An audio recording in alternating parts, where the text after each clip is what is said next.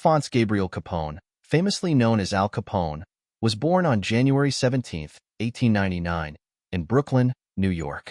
His parents, Gabrielle Capone, a barber, and Teresa Capone, a seamstress, were Italian immigrants who came to America seeking a better life. Growing up in a tough neighborhood, Capone was exposed to crime early on.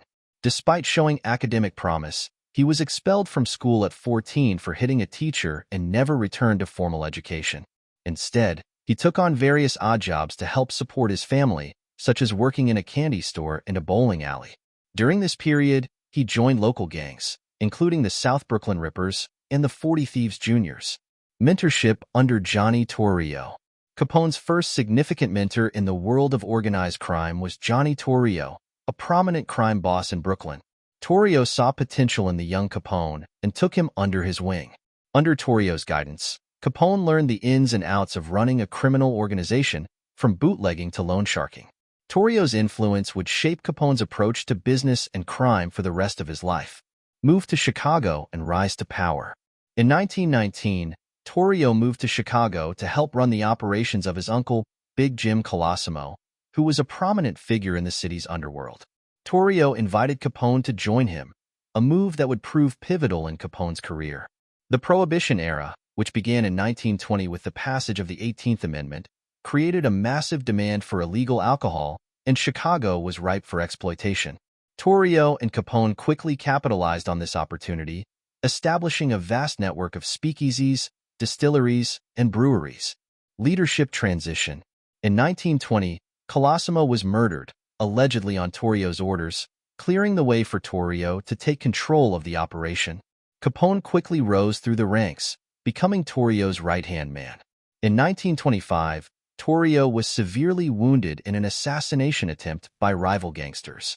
Deciding it was time to retire, Torrio handed over control of the organization to Capone. At the young age of 26, Capone found himself at the helm of Chicago's most powerful criminal empire. Prohibition and Capone's golden era. Prohibition, intended to curb alcohol consumption, had the opposite effect. It created a black market worth billions of dollars, and Capone capitalized on this opportunity like no one else. His operations were sophisticated and highly organized. He employed thousands of people and had a network of informants and enforcers to protect his interests. Capone moved his headquarters to the Lexington Hotel in Chicago, which became known as Capone's Castle. From there, he orchestrated his criminal enterprises, which now included not only bootlegging but also gambling, prostitution, and racketeering. Capone's wealth allowed him to live a lavish lifestyle. He was known for his extravagant parties, custom-tailored suits, and diamond-encrusted jewelry. He bought a luxurious estate in Palm Island, Florida, and maintained a fleet of expensive cars. Despite his criminal activities, Capone portrayed himself as a public benefactor. He donated to charities, opened soup kitchens during the Great Depression, and provided for the needy. This duality helped him gain public support and a degree of protection from local communities. Rivalries and violence. Capone's rise to power was marked by intense rivalries and brutal violence. The most infamous of these rivalries was with George "Bugs" Moran, who led the North Side Gang.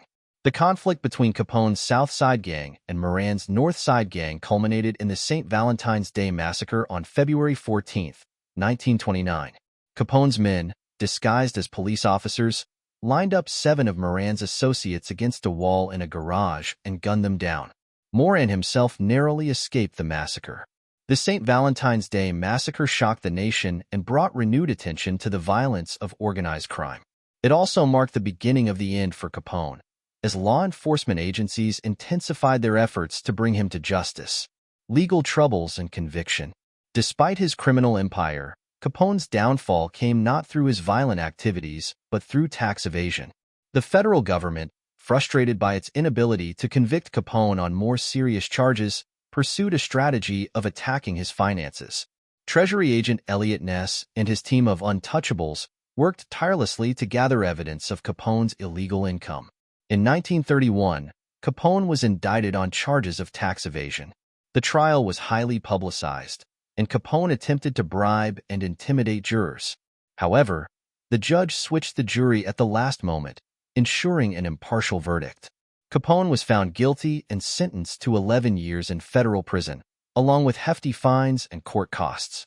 Imprisonment and health decline.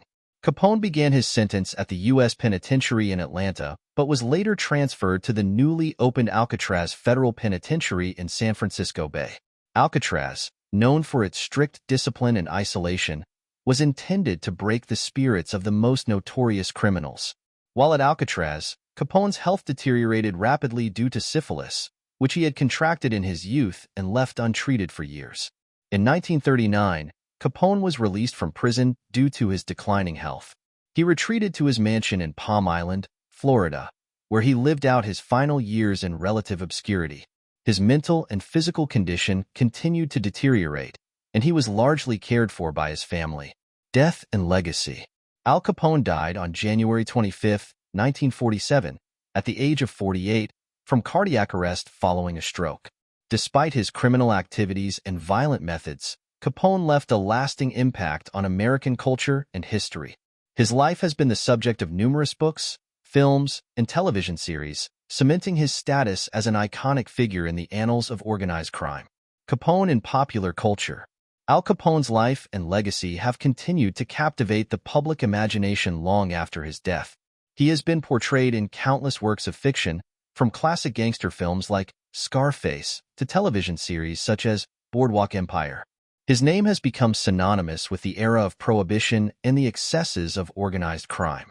Capone's story has also been the subject of academic study and historical analysis. Scholars have explored various aspects of his life, from his business acumen and leadership style to his impact on American law enforcement and criminal justice policies. His ability to navigate the complex world of organized crime, while maintaining a public persona of a benefactor, offers insights into the nature of power, corruption, and public perception. Reflection on Capone's impact. Al Capone's rise and fall highlight the broader social and economic forces at play during the Prohibition era. The widespread corruption and lawlessness of the time created an environment where figures like Capone could thrive. His story also underscores the unintended consequences of well-meaning policies, such as Prohibition, which aimed to reduce alcohol consumption but instead fueled organized crime and violence. In many ways, Capone's life is a microcosm of the American dream turned upside down. He rose from humble beginnings to immense wealth and power, only to be brought down by the very system he sought to exploit. His legacy is a testament to the enduring allure and danger of a life of crime, as well as a reminder of the complexities of justice and morality. Conclusion. Al Capone's life is a fascinating tale of ambition, power, violence, and eventual downfall. From his early days in Brooklyn to his reign over Chicago's underworld, and finally to his imprisonment and death, Capone's story is a dramatic and cautionary tale.